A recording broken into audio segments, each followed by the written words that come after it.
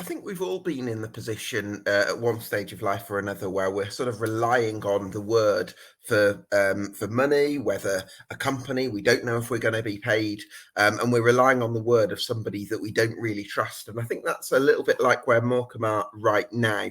Really good operation, as I've said many times on this podcast, in terms of the people running the club on a day-to-day operation. But the big problem is, and has been for several years now, at the Globe Arena is that, or the Mazuma as it's now called, is that the owner of the football club, the person they're relying on for the funds, isn't communicating consistently. And when he does communicate, it's not always reliable. That person is Jason Whitcomb, and Jason Whitcomb is really getting in the way of Morecambe having security for the rest of this season and beyond, not to mention their ability to recruit, despite the reappointment of Derek Adams, which is one positive step, an encouraging sign, positive step in the right direction, and the signing of Paul Lewis. But as things stand, Morecambe have 5 senior players under contract, including Saul Fox-Akande, promoted from the academy. So they've got a lot to do, and will have the means to do it. That's what we're going to be discussing on this EFL Debate Summer Deep Dive.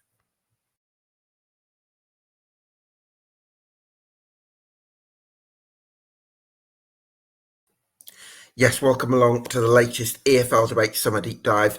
This is one of 72 podcasts we're doing, summer deep dives we're doing across the EFL between mid-June and mid-July. Already a few for League Two uploaded to YouTube and to Spotify, so go and check those out. Give us a subscribe and maybe even a rating if you fancy.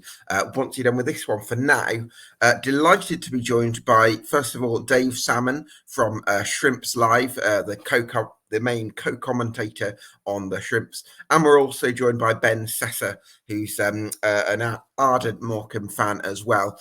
Good morning to you, gents. Thank you so much for joining us. Dave, is this going to be another season for Morecambe where the off-field matters feel more important than on-field matters? Morning, Gab. Morning, Ben. Well, you would hope not, but we are where we are at the moment as a club, and the reality is we are in exactly the same situation as what we were this time 12 months ago when we got relegated back into League Two.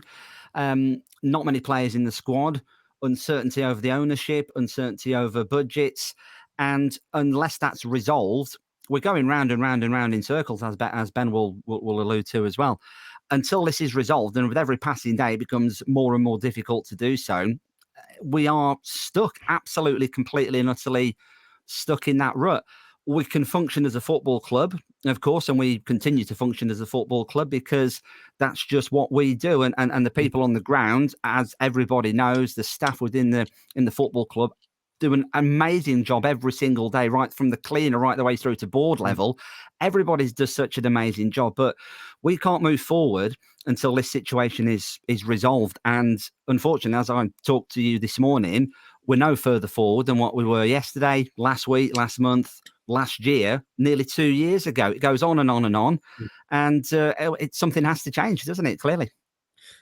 Do you know what, Ben? I find it almost remarkable that Morecambe have been able to be as competitive as they have been over the last few years with all this going on. When you think they've managed to stay up for a season in League Two, in League One, which would have been hard for a club of Morecambe size, even with reliable ownership. But they managed to achieve that only narrowly. Went down the following season, and then last year were competitive for large periods in League Two until the off-field circumstances almost rendered that impossible. So do you think that this could have been possible, these sorts of results that you've delivered, without having people at the club like Les Duas, the kit man who's been there for 30 odd years, without people, directors who support Morecambe, like James Wakefield and Charlie Appleyard, Rod Taylor and Graham House, who are all just so devoted to the football club? Yeah, I think you're probably right. I think it's a nice representation of not just Morecambe the football club, but Morecambe the area as well. You know, there isn't fancy skyscrapers in Morecambe, and even though we've got a beautiful coastline, there isn't, believe it or not. No, there was a lovely polo tower, but that's gone long ago. So Morecambe in itself as a community is a place where you really, it's a fantastic community, but it's not something where you're given you have to really work hard, and I think that's come through into the football club as well. And most importantly, with the people there that are working there are representing the club, as you mentioned, people like Les, but further up the ladder with Rod and Graham, and now Charlie and James on the board, who are fantastic people who've been unbelievable custodians for the football club. So no, it really, if you look at on paper what we've achieved with the budget that we've had, with all the off-field issues that have seemed to have been going on in some way or another for the past, what will be probably 6 years, I still pinch myself at the journey that we've been on, and pinch myself at the fact that we've now got the king back leading us into another season, and there's a chance that again we might do something. What that something is, I don't know. It might be stay up, it might be nip into the promotions, but yeah, we're here and still fighting, which is unbelievable. Dave, Ben mentioned Derek Adams returning there, and we'll come on to what that means from a footballing point of view. But I do want to ask you, is there some encouragement that Derek Adams has returned based on, there was a reason that he left, and one of the reasons was the insecurity and doubts over the football club. Does the fact that he's returned suggest he's been given some sort of reassurances? I think to a certain extent, but I think similar to when he left first time round to go to Bradford and then came back again, it was those circumstances at that given moment, really, and all the pieces of the puzzle have fitted back into place. It all slots together very nicely. Lots of fans have said to me that, oh, well, Derek Adams is going to be down the road. He'll be gone in Christmas, won't it? Because we still won't have resolved the ownership, and he'll get fed up at lack of money, and something will come along. But I don't think that's the case at all. I think the twice that he's left in the past, there have been genuine reasons why he's left, both to do with the inner workings of the football club and also both down to his personal circumstances and his choices as well. I mean, it's like any job, isn't it? Just because you're a football manager, if what you perceive to be a better offer or a more likable opportunity comes along your way, you're going to give it serious consideration. It's not necessarily about the money or location or anything to do with that. It's just what happens in life in whatever your career is. It's good news that he was on the market, I think, when we needed a manager after Jed Brannan went back to Accrington, and it was obviously a no-brainer to get him back in, really. And obviously the board made the call. Derek's available. All the pieces slot into place. What it means in terms of budgets and reassurances, I think it's a case of only time will tell, really. I think it is fair to say that the club is in a slightly more stable position than perhaps what it was a couple of months ago. Ben Sadler, before he left to go to Walsall as their new chief exec, he came up with quite a worrying sentence in one of his statements that says we are trying to steady the ship through increasingly turbulent waters, and it's becoming increasingly difficult to do so.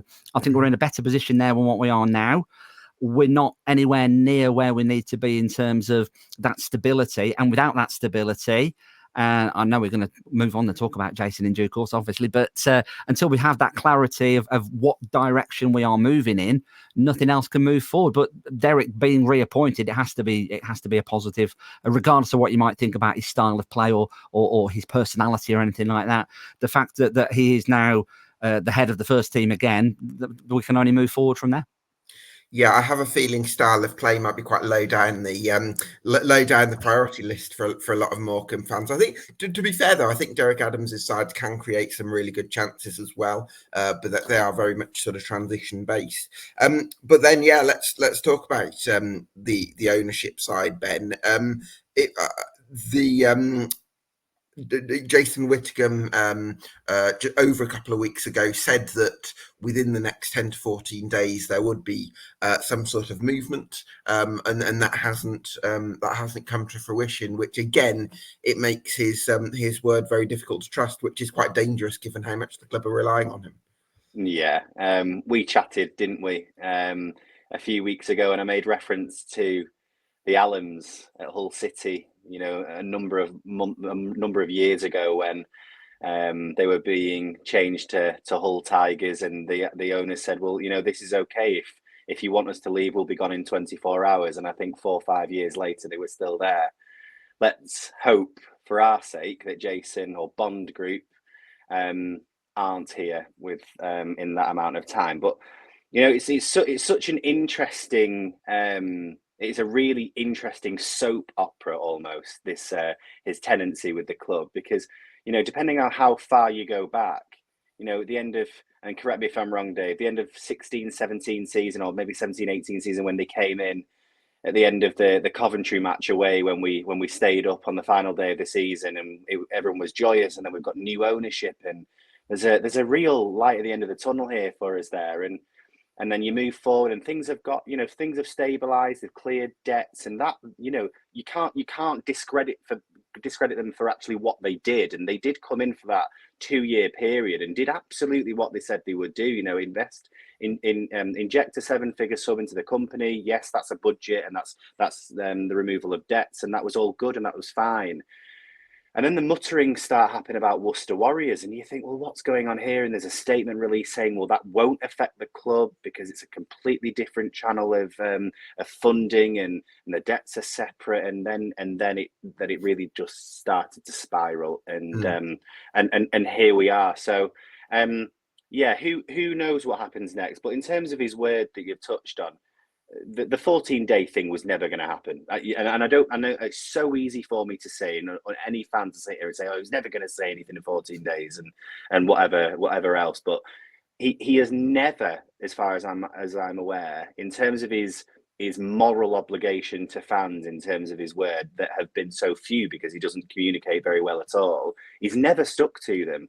So, you know, 14 days just seemed this miracle that everything will be sorted in 14 days. And lo and behold, 14 days comes and goes and nothing's been said. I do know that the trust have released a statement, and they have, you know, it's worth, Dave will echo me on this, the trust have been fantastic also recently in terms of their pressure that they've put on Jason for that constant communication and updates, and their minutes that they have with the board, who have also been fantastic. So the trust have asked Jason for an update. It's not for me to say whether or not Jason's come back yet, but I'm sure the trust will update us with what his word is. But so far, no news. Yeah, it must be so frustrating for the board of directors, Dave, because on the one hand they don't trust Jason's word, but on the other hand, it's like they've got to try and put pressure on him to, or at least try and make contact with him to sort of make something happen, because otherwise there's this feeling that he's not going to look after the club on its own, and without he's the only source of funding. So it's a horrible position for the board to be in, I think. Well, there is a line of communication established between the board and the owner of the club. I'm not convinced that was always necessarily the case. I think for a long time in this ownership, in this potential takeover, he's done it all himself. He well documented that he courted one particular new owner and focused all of his energies on that. That was never going to come to fruition for a number of different reasons. We know exactly who we're talking about there. I think the reality of the situation is there are a number of credible buyers on the market looking to purchase Morecambe Football Club. That's what makes it so frustrating. If there was nobody in the ether, if you will, out there wanting to purchase the club, because bear in mind, as a going concern, Morecambe is a very attractive proposition for somebody. The only debt that the club owns is to the current owner. So somebody who takes over the club is going to take over a club not completely debt-free, but as near as makes no difference in the bigger scheme of things. So that is a nice vehicle to build upon. There's obviously stumbling blocks of some description, whether that is the asking price is too much, whether there are other technical issues in the way to do with the sale of the club. That's between Jason Whittingham and a potential buyer, I suppose. But it seems to me, as a semi-outsider and somebody who's relatively privileged to have sort of half a foot inside the camp as well, if you will, that if you've got this asset that's depreciating in value, let's be honest, a League Two football club is not worth as much as a League One football club. It's as simple as that, isn't it? Would you, and with the very real risk of, dare I say, administration or anything, or something, a nuclear option coming down the line, it seems absolutely baffling to me as a journalist, as a fan, as a local resident, who would think, well, you've got an asset. Would you not? Surely you want to sell that and you want to realise it for as much as you possibly can. So Yeah. I think every single supporter is baffled as to why he hasn't cut his losses and made up. Because bear in mind as well, Gab and Ben, that as far as I'm aware, we have repaid and then some the original loans and the capital and that Bond Group put in initially to purchase the club. So it's not as if he's got to sell the club to recoup what he put in originally. It's profit on top almost. So the fact that the club hasn't gone for sale yet, when we know there are buyers out on the market, it just doesn't make any sense, really. It's strange, isn't it? Because yes, we can look at all the moral obligation stuff, and I do really wholeheartedly believe that he's neglected them. But also, even if you're looking at things from a really selfish Jason Whittaker point of view, it would make more sense for him to sell the club because he'd earned some money through selling the club, which probably wouldn't through continuing to own the club. But also, what was I going to say? His name, like the Bond Group name, is going to be dragged through the mud in terms of public perception, which is a hugely important thing for businesses. And so I don't think it makes any sense at all for him to hold on to the club. And while it's only going to depreciate in value without any sort of investment. So yeah, makes no sense. Makes no sense to me. So in terms of Derek Adams coming back, then Ben, are you excited to see what he might be able to do if there are some funds that are going to be provided? Yeah, I think on funds and a bit of a transition from that last point that we were just talking about in terms of Jason is one of the short-term fears for me is, yes, he's now injected funds into the club, but there's no actual specification of at what percent, because that's a loan, that's no gift. You know, we're not being given money by Bond Group. So this budget that we've been given for Derek to now play with is a loan to loan to Morecambe Football Club as a company, and is being paid back at X percent. So talking back on, and I will answer the question, but just talking back on why Jason for me is still there and isn't in a rush, so to speak, to do it. It's because we aren't seeing the level of interest that we're going to have to pay back over. So you know that in itself really worries me, because the board and themselves are in a really difficult position, because they can't just say no to a budget. There's either the budget that Jason offers, or there's no budget at all. So they're obviously going to have to say yes to this budget. I don't know what the percent of what that budget needs to be paid back at. So he's obviously, for me, if he's not selling the company or the football club, he's obviously safeguarding himself with a high interest rate. So, and that is me at the moment, just putting my opinion out there. I don't know what those percentages are. So that is just something for us to be concerned about, I think. But in terms of what budget he's got to play with and what Derek can do with that, in my experience of being a football fan of the lower leagues, I don't think there are many, if any, better people out there to recruit and scout a footballing network with pennies, and that is in relative terms what Derek's got to play with. So I feel completely reassured that Derek is the right person to do that. You know, if we make comparisons, and maybe we should, but if we make comparisons to someone like Jed, I think Jed Brannan, who came in and did a good job in the time that he was here, I wouldn't have felt as confident with someone like that. I think Derek has just got that absolute sight, patience, and an intricate understanding of exactly what each player in each position has to do within the role of the team. And if he finds those attributes, then fantastic. I know there was mutterings of Paul Lewis from Tranmere. Correct me if I'm wrong, and I don't know what the ins and outs of that looks like. But I saw the comments from and quite understandably, Tranmere fans have watched that player for seasons upon seasons. Until I know exactly what that player is going to come in and do, if he's coming in as a 6, I couldn't care less if he can pass the ball 10 yards. As long as he can pick up and recover, track his man, is aggressive, is competitive, gives everything. That's what a 6 under Derek Adams does. You know, we had the likes of Usmani Fane. He was not a passer of the ball. He didn't have intricacy with his feet and his movement. He was a destroyer.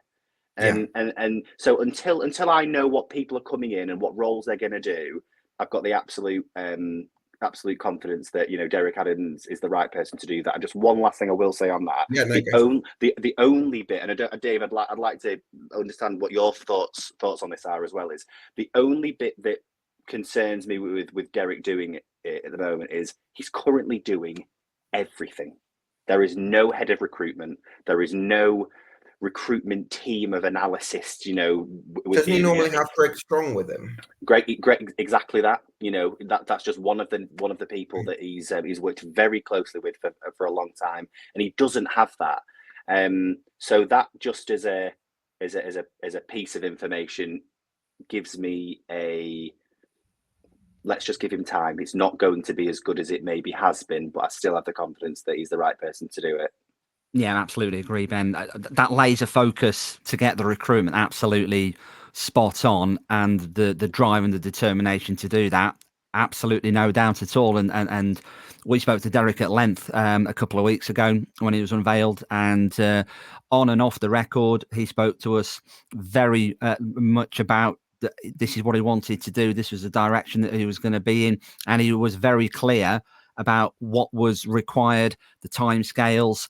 And bear in mind, as you rightly say, Gab, we've only got 5 players as it stands as we speak right now. We've got to get at least 16 or 17 through the door very, very quickly. They're back for pre-season training on the 1st of July. So he's got to get his skates. And what I would say about transfers is I think there are some lined up and ready to go pretty much. And I think very quickly we will see, probably day after day, there will be a signing announced and then another signing announced. They are coming down the track. So I think fans can be reassured. We're not going to get to the middle of July and we've got 5 senior pros in the academy. The squad will build and build. There's no question about that. And a lot of work has been done behind the scenes. That said, as Ben correctly pointed out, having Fabrizio Romano on the show here. Well, you never know. But I'm not as good looking as him. Anyway, no, you're better looking. Thank you. That said, as Ben rightly points out, you cannot underestimate the backroom team that Derek has had historically. And Greg Strong, rightly so, has an outstanding reputation for recruitment and scouting. And the fact that he's still at Ross County as we speak and isn't coming back. His normal number 2, John McMahon, for various reasons, also isn't coming back. Derek has got to wear at least 3 or maybe 4 hats at the moment. I think if you get to the point of Derek's career and the number of games that he's managed and the number of agents that he knows and the number of players who he's seen in his time, I think you can be pretty reassured that he knows what he's talking about. So sure. I don't think from that point of view, there's not going to be too, and of course, agents do a lot of the work now, and they put players on a plate to football clubs, don't they, to sign. So budget dependent, and the budget will be pennies. You've got to trust Derek to be able to deliver the squad. It's a complete rebuild yet again, just like it was 12 months ago. It will be a combination exactly like it was last season of young, hungry loan players from either Premier League or Championship level clubs, 18, 19, 20 years old, who will be on for however long they're with us for the loan, and it will be a handful of experienced pros, you know, the Jan Songo kind of the Paul Lewis, or whatever you want to call them, and that will be the mix, coupled with the 5 players who we've already got. A couple will come out of our academy as well, and that will be our first team squad this season. And you have to trust that Derek will deliver. Who those players are exactly, we'll find out in the coming weeks, I suppose. Yeah, I'm looking forward to the Jan Songo reunion. That'll be and Jordan Slew as well. Absolutely, Oscar. That's not an exclusive, by the way. I have no knowledge of it, but you know what I mean. You've said it now, Dave. Yeah. I can imagine with no head recruitment, Derek will be talking to himself in the office saying, should we sign this player? Or I don't know, boss, I'm not sure he's great. But yeah, I think that'll be, do you know what, I think that remit, coming to you on this, Ben, I think that remit of him sort of holding the club together, I actually think in some ways it could suit him, because my impression of Derek Adams is that he designs, most managers have to do this, but I think maybe Derek especially, I think he designs his entire life around football. That's my perception of him. And I think when he managed Plymouth Argyle, this was before, quite a few years before they had a head recruitment, a director of football, whatever you want to call, whatever you want to call it. And he was given so much sort of responsibility to sort of run the club, if you like, under James Brent at the time. So I do think that there's a world where it actually does suit him having that much control, and I don't think that he'll necessarily hate that. It's funny because when Dave was just chatting before, I thought of a point, and I'm glad you've asked now, is that Derek is, and I don't mean this due to his nationality, Derek is as close to what Sir Alex Ferguson is in terms of responsibility levels as there ever has been in the lower leagues. And what I mean by that is that on the point that you've just touched on, he absolutely has an umbrella ownership of everything football operations. And that's probably why we've never had a director of football or a head of football operations. There's this business side that Ben Sadler has departed and done so well. He was fantastic for the club. Yeah. You won't find a bad person. Warsaw, by the way, Ben Sadler. Yeah, superb. And then Derek definitely has had oversight of I'd argue absolutely everything, and I think you're right. I think that does suit him. I think he is more than just that football manager, and I touched on this with when I was talking to BBC Lancs a matter of weeks ago, is that is what he is. He is that football operations person. He's much more than just that football manager. And I think actually the circumstances that we're in, with having no head of recruitment and whatever else in the backroom staff, he's going to have to do that, and he's going to have to deliver on it. So I think you're absolutely right. I think he is that Mr. Football of whichever position that he's in. Absolutely. Well, hopefully that could suit him. So, Dave, I want to come to you on Stuart Moore, starting with the squad, through the squad, really, which isn't going to take us too long. Well, I won't take long, will it? We've got a decent five-a-side team there. Talk to me about Stuart Moore. He was just coming into arguably the form of his life last season. And actually, he probably, the game he got injured, which was away at Sutton United just before half-time, which ended his season. He had pulled off in the first half two of the best saves you would ever... If a Premier League keeper had pulled off the two saves that he made, one the way to his left, one flying to his right-hand side, absolute dead cert goals, and he tipped them both around the post. He was absolutely flying. I think he had found a home. I think he's 29, is Stuart, and he's been a pro for about a decade or so, and he's never in his career found a proper home where he is the trusted first choice keeper. He came to Morecambe. He lives local-ish as well, so it all fitted as well. He came from Barrows, played for Blackpool as well, so geography-wise, it all suited him coming to Morecambe.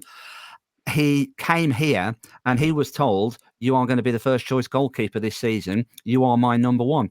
And you could see it started off slow. I think he had a bit of a slightly shaky start. I think didn't let in any absolute howlers, but you could see his confidence started to grow as the early weeks of the season went on.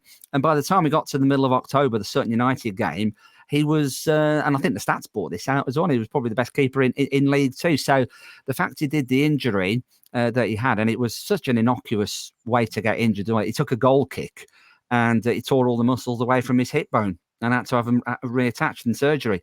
And he was only properly fully fit for the last probably 5 or 6 games of the season. I think it was one of those where if we were in playoff contention, he might have featured in the first team, but the fact that the season fizzled out, it wasn't worth the risk of him doing the injury again. He might as well have spent that time having a few more weeks rehab, and that's why we didn't see Stuart at the end of the season when in other circumstances perhaps we would. So the good news for Morecambe is he's absolutely fit and flying going into this season. He is absolutely going to be our number one goalkeeper. And I love him to bits. He was on co-commentary with me about 20 times, I think, between November and the end of the season. So he's got something to fall back on at least, hasn't he, if the goalkeeping doesn't work out. But I think Stu's going to be a great asset to us, Gab. I think we're going to really see the best of him next season. We're going to have to, I think, for various other reasons. But he's going to be as fit as he's ever been as a professional. And I suppose when you turn 30, that's your peak years, isn't it? So I'm really excited for what he's going to do for us. Do you think he can be one of those people who becomes a bit like based on your you spent a lot of time with him? Do you see him coming into the staff, or do you see him having an interest in staying in football when he finishes his career? I think he's still got a good number of years left as a pro. He's fit as a fiddle, really. I think this injury was his first serious injury. He's got designs to be a professional for as long as possible. The great thing about Stu, as well as being a great guy, is and I don't think this is always the case with some professionals, he really appreciates the fact that he plays football for a living. And he doesn't take it for granted. And he's from a football family, of course, with his brother playing for Coventry and having a great career himself. He appreciates playing football, and he wants to play football for as long as he possibly can. He gave some great insights in COCOM, so he obviously knows what he's talking about. So I suppose you never know, but hopefully he's going to be our goalkeeper. Right, you never know. He might turn out to be the next Barry Roach. He might play 400 games for us. We'll wait and see. Let's hope let's hope that's the case. Ben, you haven't got any defenders under contract yet, but I'm just wondering, are we looking very much at kind of tenacious fullbacks and no nonsense centre halves? Yeah, I think if we go off Derek's history, he doesn't necessarily want his fullbacks to be bombing it down the wing every opportunity they've got, which wouldn't necessarily have suited the likes of Joel Senior too much. But Joel could defend incredibly well as well, so that's why Joel played so many games for us last season. But I think you're probably right.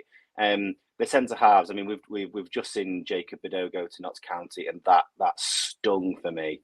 I think there was a few that didn't really. I would argue, I don't think they recognise the importance of his role during games. I think from an organisational point of view, I think he was probably judged on mistakes that he made, and he made mistakes. There was most notably, there was the Wrexham mistake that strings out at home and whatever else. But which footballer in League Two doesn't? Totally. Do you see what I mean? And I think for me, off the ball, organisationally, you saw him constantly communicating with the guy behind him, the guys next to him, and the four in front of him. I think on that, I think that was missed. We can talk about Farron Rawson as well, and Farron Rawson was just a good egg, wasn't he? But as a bloke and a player, he was a good footballer. He wasn't the best in terms. He was a bit of a Harry Maguire. He wasn't the best in terms of turning. He wasn't going to be quick off the mark, but he was an absolute destroyer. He met every header. He won probably. I would, without looking at the stats, I've not got Wire Scout in front of me or anything silly like that. I would argue he would have won 90% of the headers that he came up against. He was remarkable to win in the air. So those two. If Farron Rawson doesn't re-sign, then he's going to be a massive miss. And we had Titonda at left back, didn't we? And again, Titonda probably split opinion at times, but actually for what he was brought in to do and what he did, I really liked him. I would say, and Dave, you can correct me if I'm wrong. I think we do have Harrick that is in contract. We do. We activated an option on Caden Harrick. Didn't play very much last season, no. For various reasons, and was a bit of a mixed bag when he did play. He's obviously a central defender. He played with Jacob Bideau at international level, didn't he? But he played a couple of games at right back and didn't really cover himself in glory. But he has signed. He is a senior player, and I suppose as it stands, he's the only senior defender we've got. So we're not. The five-a-side teams is all right at the back.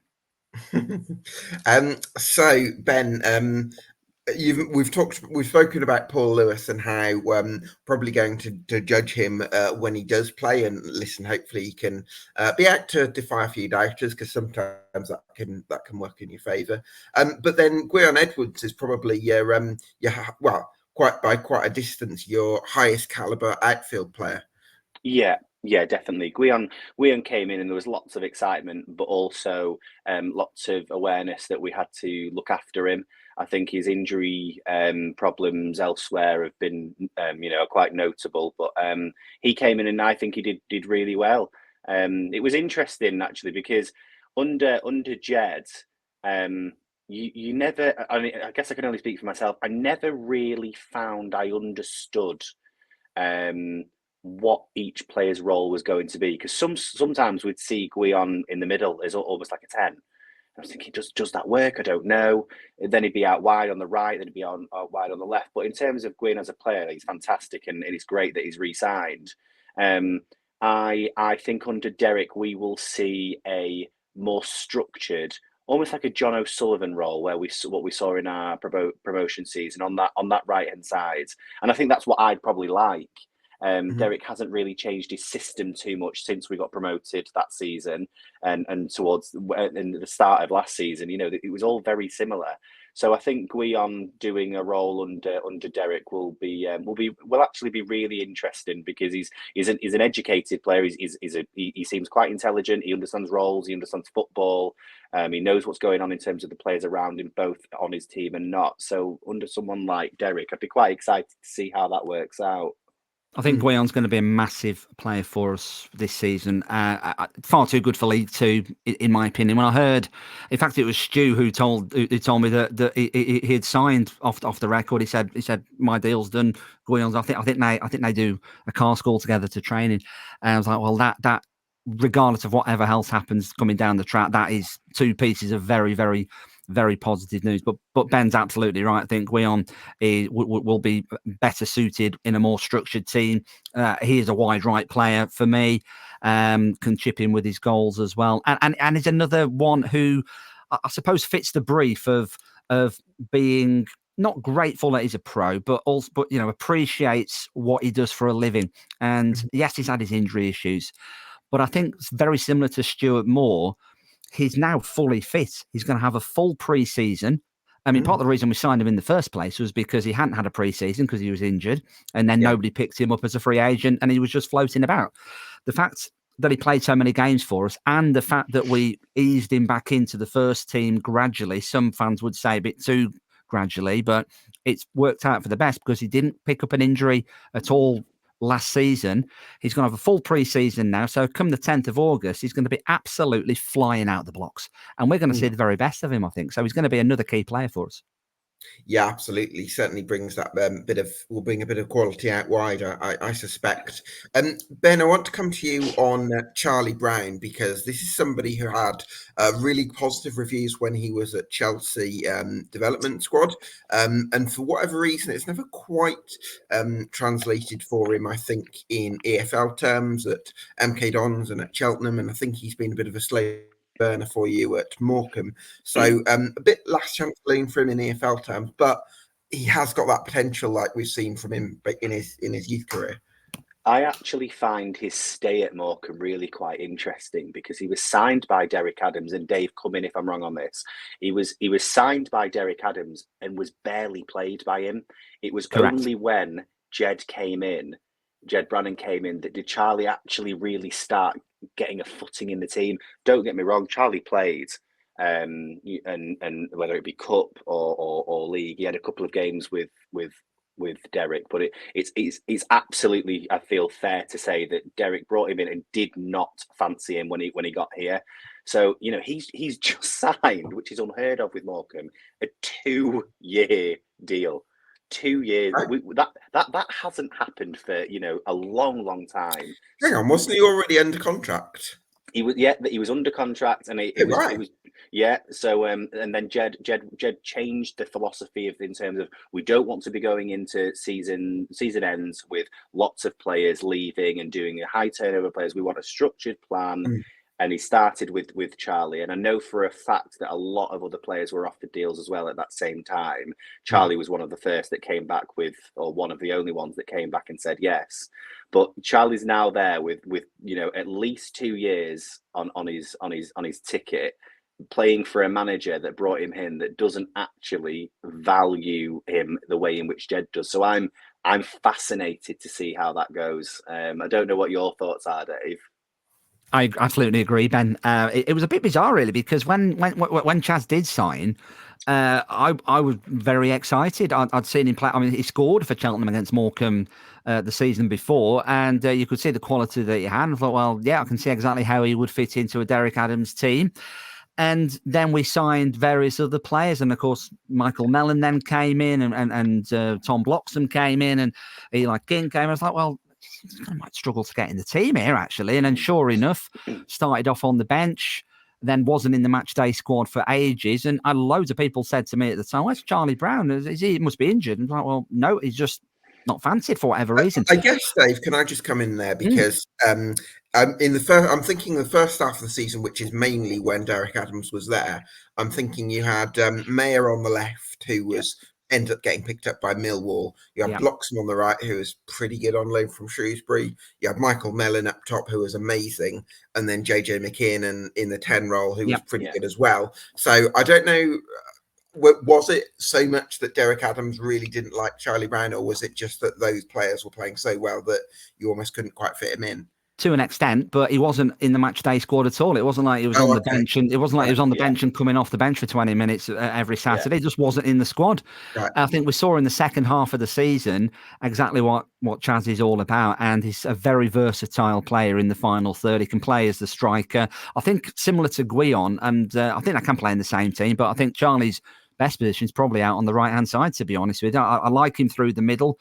He can play in the number 10 as well. And I think he's going to be a big player. Fingers crossed he's going to be another big player for us, but there's no doubt at all he's got to have a good pre-season. He's got to knuckle down. He's got to show Derek what he's all about as a footballer to get in the plans. Obviously, it's dependent on who else we sign, of course, as well. But I think it was a weird one. But hopefully second time lucky for Charlie.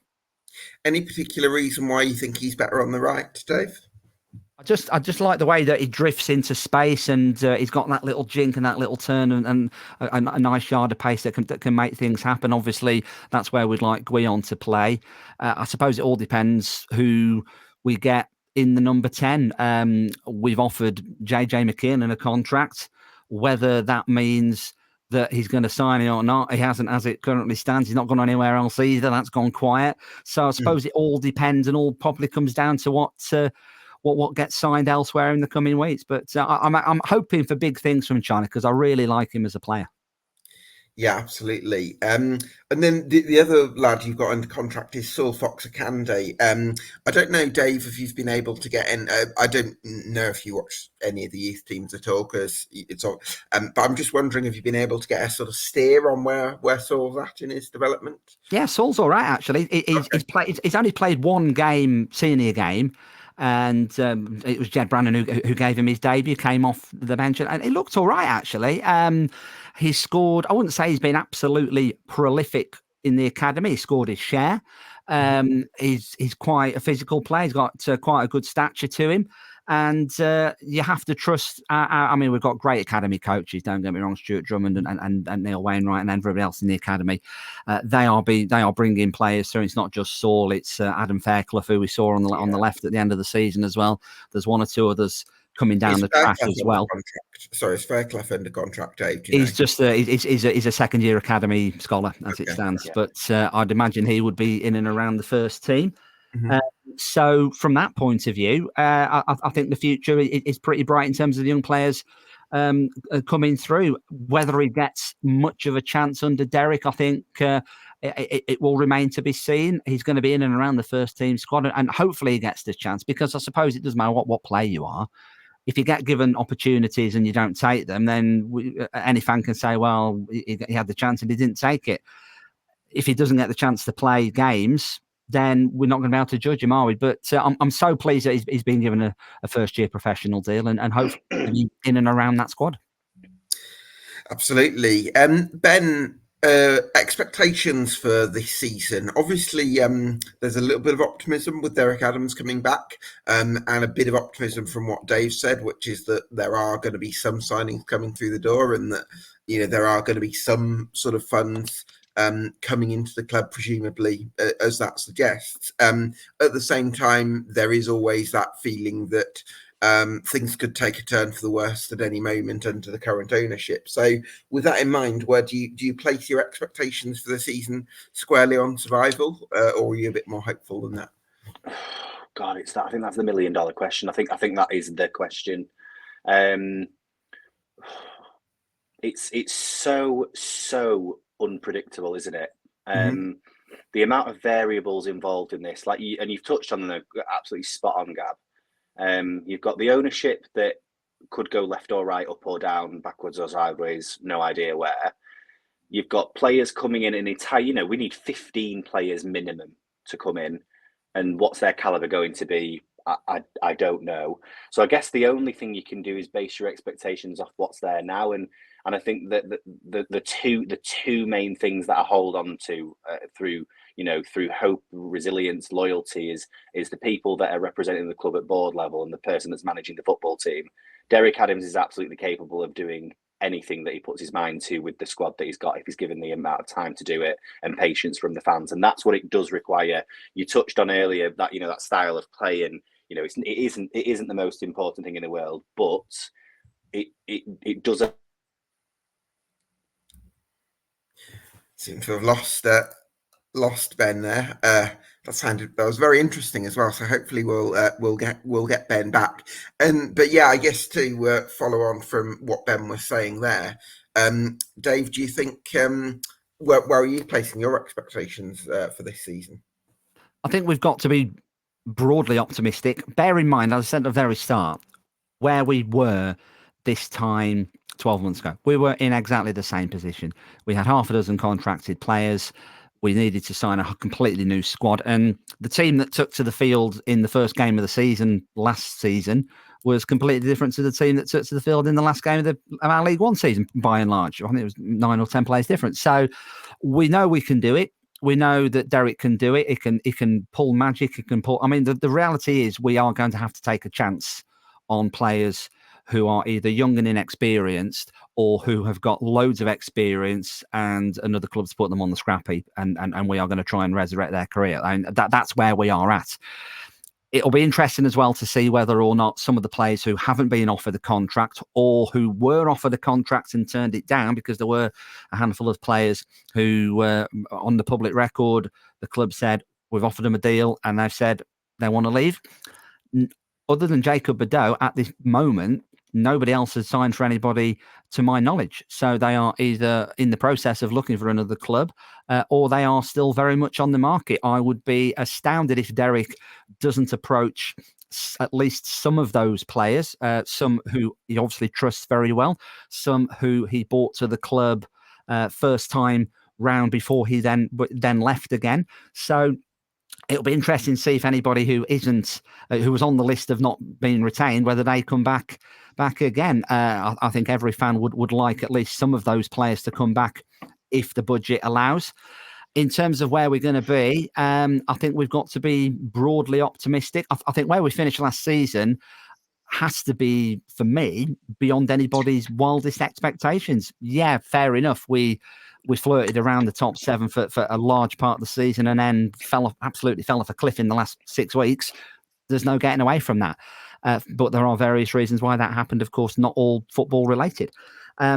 So I think we should be okay. I think we should trust Derek because I think there are a number of average teams in League Two, and I think for no other reason than we can compete. Are we going to finish in the bottom 2? I would be very surprised if we did. And the reason for that, purely and simply, is Derek will recruit enough players, despite the lack of budget. Derek will recruit enough players to see us right. Fingers crossed. I have no reason to believe that he won't do that. Ben, you were on a really interesting, really interesting run there, and then mysteriously disappeared, a bit like the owner. So just kind of, can you kind of pick up where you left off, I guess? Yeah, I wish I could remember. I was panicking, trying to decline a call, so I do apologise about that. No worries. I think just joining on the back of what Dave said there. This I think the importance of the low market is going to be huge, isn't it? The Derek's record in the low market is absolutely sensational. You know, without going through all of them, you know, Michael Mellon, just as one to pick up on. We were told he was a finisher, and he took a good 6 months to get going. But oh my gosh, when he got going, it was exquisite. It was you know, it was Harry Kane-esque, and I don't mean Harry Kane of last night. I mean Harry Kane of usual.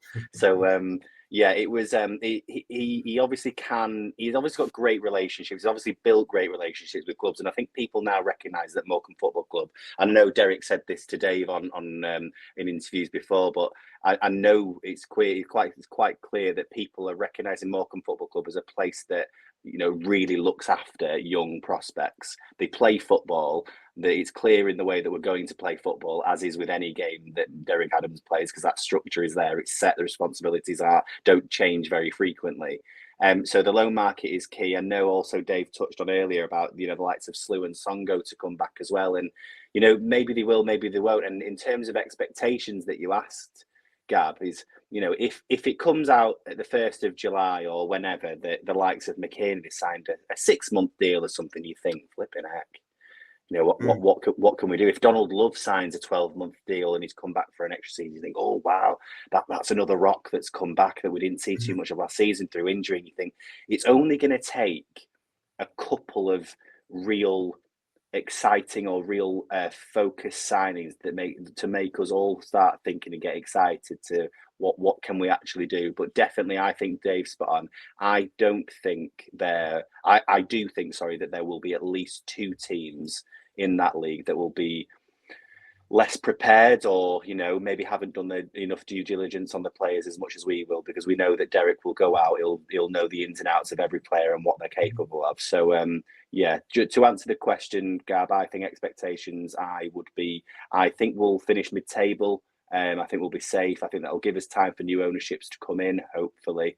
And I don't know whether or not it's worth talking about, but one thing we haven't mentioned is the elephant in the room, and that is that the embargo is still live. I know we've been told by Rod Taylor that we don't think that is going to have too much of an impact on what we can recruit. But, you know, there were mutterings of limitations on wage budgets and when those signings can be announced. But I'm not able to, you know, tell people anything. It's just that the embargo, as far as we're aware, is still very much there and it hasn't gone away.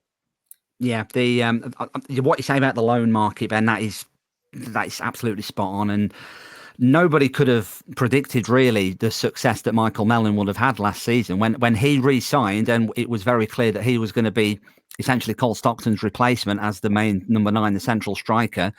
Played 11 games for us in League One. Didn't look like he was going to come close to scoring a goal before he got injured. We did not see the success that he was going to have. Derek saw that. Greg Strong saw that. And from game 1, boom, he was away.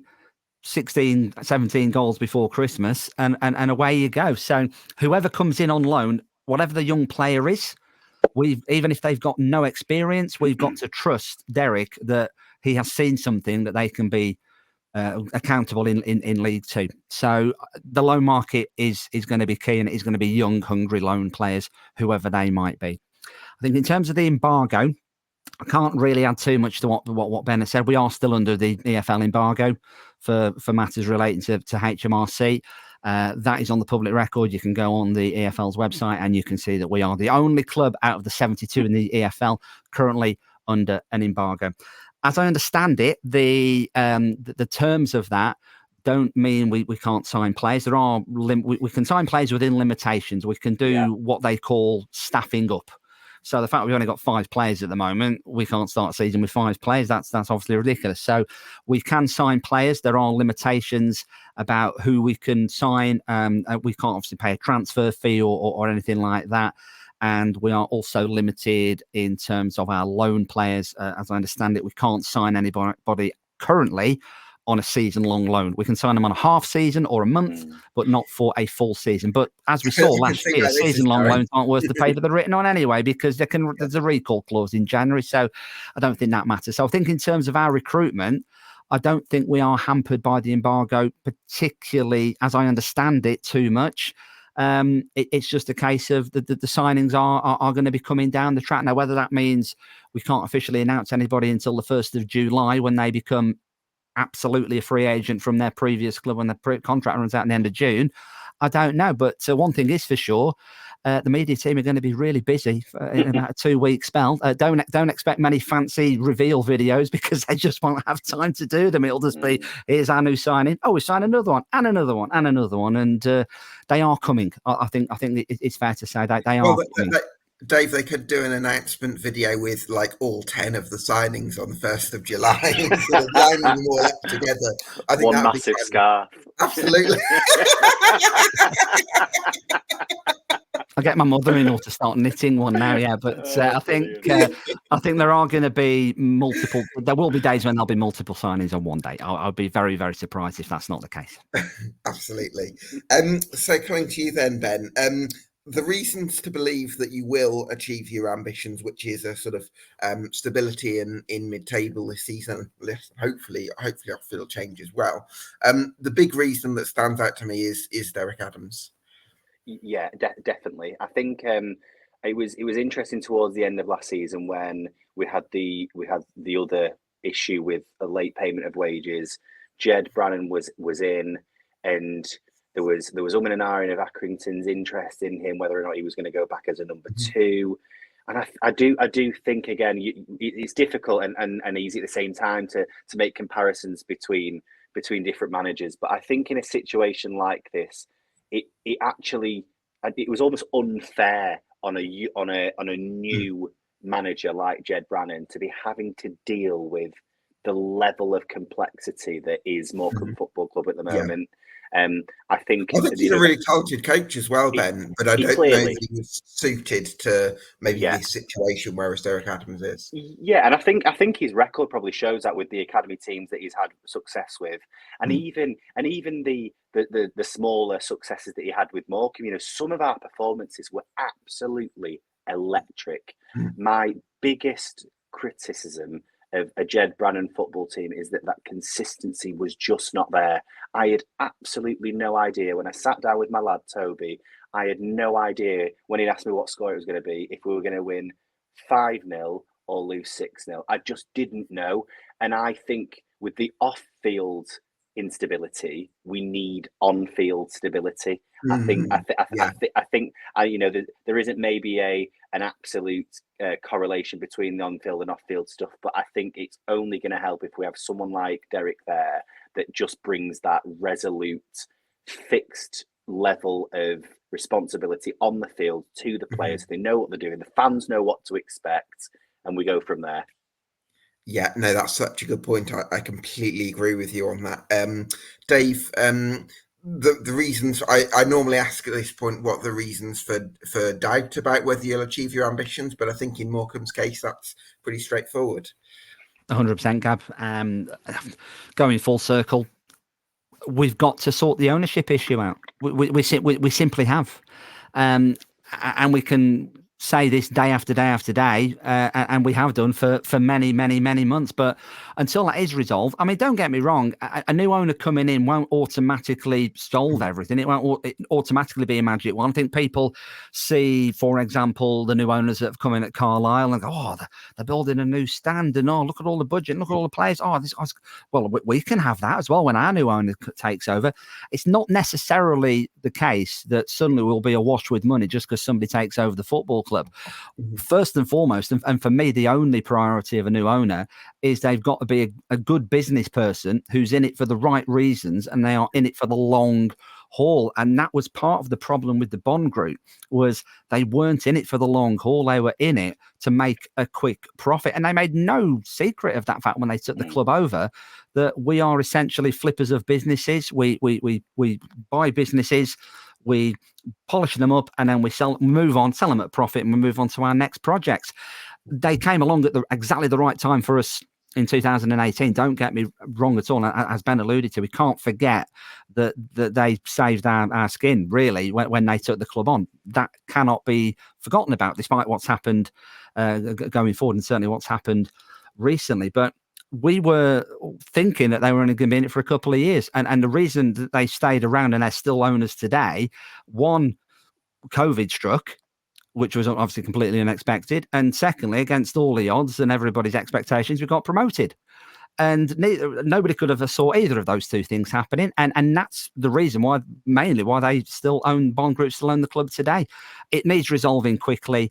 Hopefully it can be resolved. I think we are, despite that 14-day thing that he said on TalkSport a couple of weeks ago, as Ben rightly says, that was never going to be the case. I hope beyond hope, and I speak with no internal knowledge of this whatsoever. I know categorically there are buyers out there. Absolutely are. Hopefully one of them can get over the line by hook or by crook, and we can just move on. Whether it means we suddenly have a massive transfer budget or a new stand, or we build a new terrace or whatever, that remains to be seen. I don't really care about that, to be honest. What I do care about is the fact that in 1, 2, 3, 6 months, 2 years time, is Morecambe Football Club still going to exist? And I think any football fan listening to this, regardless of who you support, that's all you want from your team. You want to still be in existence going forward. You want a club to look forward to support with a secure long-term future. Yeah. Can I come in as far as possible? Yeah, absolutely. Because Dave, what Dave said there is absolutely spot on. You know, brilliantly put. I think what's important as well is just for context of fans that aren't of Morecambe.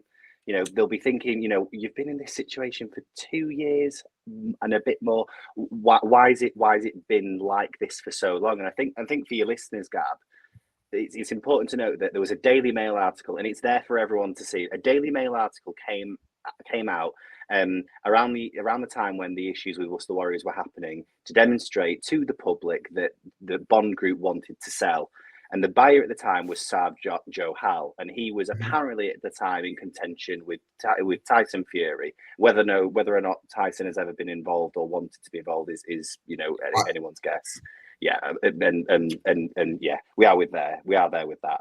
So what's important to note here for fans of other teams is that our owner, Jason Whittingham, effectively gave Saab Joe Hall, or Saab Capital as it is, an exclusivity agreement that didn't end.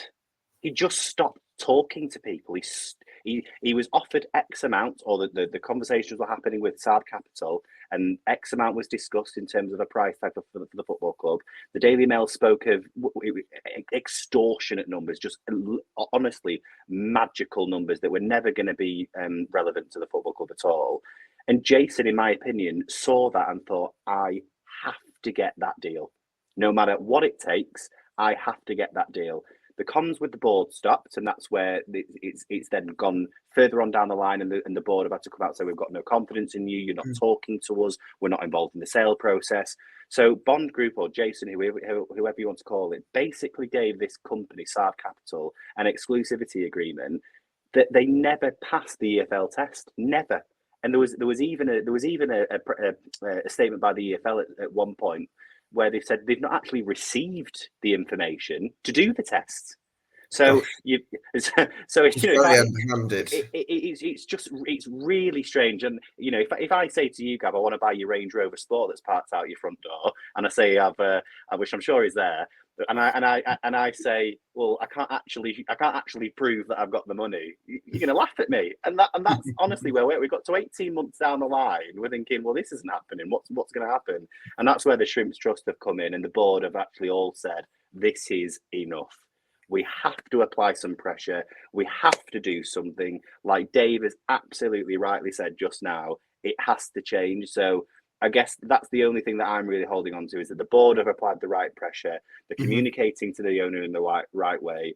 The Shrimps Trust have arranged demonstrations, protests, and meetings that Jason doesn't uphold or the Shrimps Trust. I don't know if we've fully mentioned them yet, but I think they do a fantastic job as well. They are the lifeline of the supporters. Really, they are doing exactly what it says on the tin. They are representing the fans and the community. in partnership, unofficially in partnership with the club, because the board of directors are obviously fans of the club as well, but the Shrimp Trust are a separate entity of the club, but they are supporting the board in finding a positive resolution to what this situation is. That Dave is spot on with. It needs sorting, and it needs sorting soon. Mm-hmm. Absolutely. What was I going to say? Yeah, the last thing I would say on that is that I hope that sort of healthy owners with the right intentions and with the money to fund the club, I do hope that they are in contact with the board of directors as well as with Jason Whittingham, because I think that's really important, because I could easily imagine people who are just trying to contact the owner who get very frustrated at the lack of responses, and then actually the whole thing sort of fizzles out and loses momentum. So I think that's going to be a really important thing that I would just add to what you said there, Ben. So with that in mind, Dave, give me too early for a prediction, I think, although you've said you don't think Morecambe are going to be sort of in the bottom two this season. But give me a number between 1 and 10 that denotes your level of optimism that your ambitions are going to be realised this season for right now. Right at this very moment. It's difficult right now, I know. It is really difficult. I think certainly 7. There's no, and the reason for that, maybe a little bit higher actually. And I think the reason for that is largely down to Derek. I think as we've alluded to a number of times, regardless of what you think about Derek as a person or his style of football, the fact is he's managed 800 games of professional football. So there's always we're going to have that stability. We're going to have a style of play. We're going to have that structure. Whoever takes to the field, we're going to have that at least on the pitch. We are going to have. We're going to know exactly where we are. We're going to know who we are and what our team identity is.